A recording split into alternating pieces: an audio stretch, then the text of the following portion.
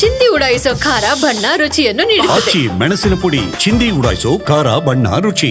ಮಹೇಶ್ ಶೆಟ್ಟಿ ತಿಮ್ಮರೋಡಿಯವರ ಸಹೋದರ ಮೋಹನ್ ಶೆಟ್ಟಿ ಮನೆಯಲ್ಲೂ ಕೂಡ ಶೋಧ ಕಾರ್ಯಾಚರಣೆ ಅಂತ್ಯವಾಗಿದೆ. ನಿನ್ನೆ ರಾತ್ರಿಯಿಂದ ಇವತ್ತಿನ ಬೆಳಗಿನ ಜಾವದವರೆಗೂ ಕೂಡ ಈ ಮಹಜರು ಶೋಧ ಕಾರ್ಯಾಚರಣೆ ಮುಂದುವರೆದಿತ್ತು. ಇಡೀ ಮನೆಯನ್ನು ಜಾಲಾಡಿದೆ SIT ತಂಡ. ನಿನ್ನೆ ರಾತ್ರಿ 10 ಗಂಟೆಯಿಂದ ಬೆಳಗ್ಗೆ 6 ಗಂಟೆವರೆಗೂ ಕೂಡ ಶೋಧ ಆಗಿದೆ. ಮಹತ್ವದ ದಾಖಲೆಗಳನ್ನು ವಶಪಡಿಸಿಕೊಂಡಿದ್ದಾರೆ SIT ಅಧಿಕಾರಿಗಳು. ವಶಪಡಿಸಿಕೊಂಡ ದಾಖಲೆಗಳನ್ನು ಇವತ್ತು FSLಗೆ ಕಳಿಸಲಿಕ್ಕೆ ತಯಾರಿಯನ್ನು ಮಾಡಿಕೊಳ್ತಾ ಇದ್ದಾರೆ. ಶೀಘ್ರದಲ್ಲಿಯೇ ಇಬ್ಬರಿಗೂ ವಿಚಾರಣೆಗೆ ಹಾಜರಾಗಲು ನೋಟಿಸ್ ನೀಡುವ ಸಾಧ್ಯತೆಗಳಿದ್ದಾವೆ.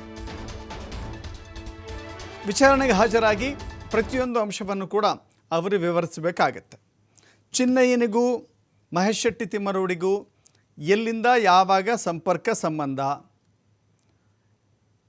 ಧರ್ಮಸ್ಥಳ ಗ್ರಾಮದಲ್ಲಿ ಶವಗಳನ್ನು ಹೂತಿಟ್ಟಿದ್ದಾರೆ ಎನ್ನುವ ವಿಚಾರದಲ್ಲಿ ಈ ಚಿನ್ನಯ್ಯ ಸುಳ್ಳು ಹೇಳಿದ್ದ, ಸತ್ಯ ಹೇಳಿದ್ದಾನ? ಸುಳ್ಳು ಹೇಳಿದರೆ ಆ ಸುಳ್ಳುಗಳ ಹಿಂದೆ ಯಾರಿದ್ದಾರೆ? ಆ ಸುಳ್ಳುಗಳನ್ನು ಹೇಳಿಕೊಟ್ಟವ್ರು ಯಾರು? ಆ ಸುಳ್ಳುಗಳ ರೀತಿಯಲ್ಲಿ ಕತೆ ಕಟ್ಟಿದವರು ಯಾರು? ಇಡೀ ನಿರ್ದೇಶನ ಎಲ್ಲಿತ್ತು? ತಿಮ್ಮರೋಡಿಗೂ ಅದಕ್ಕೂ ಸಂಬಂಧ ಇದೆಯಾ? ಮಹೇಶ್ ಶೆಟ್ಟಿಗೂ ಅದಕ್ಕೂ ಸಂಬಂಧ ಇದೆಯಾ? ಅದೆಲ್ಲವೂ ಕೂಡ ತನಿಖೆ ಆಗಬೇಕಾಗತ್ತೆ. ಮಹೇಶ್ ಶೆಟ್ಟಿ ತಿಮ್ಮರೋಡಿ ಹಾಗೂ ಅವರ ಸಹೋದರನ ಮನೆಯ ಮೇಲೂ ಕೂಡ ಮಹಜರು ಮಾಡಲಾಗಿದೆ.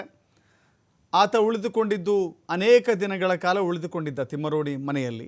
ಸೊ ಈ ಕಾರಣದಿಂದಾಗಿ ಇಡೀ ಮನೆಯನ್ನು ಜಾಲಾಡಿದ್ದಾರೆ. ಏನೆಲ್ಲ ಪೂರಕ ದಾಖಲೆಗಳು ಸಿಗಬಹುದು ಅನ್ನೋದನ್ನು ಶೋಧ ಕಾರ್ಯಾಚರಣೆ ಮಾಡಿದ್ದಾರೆ.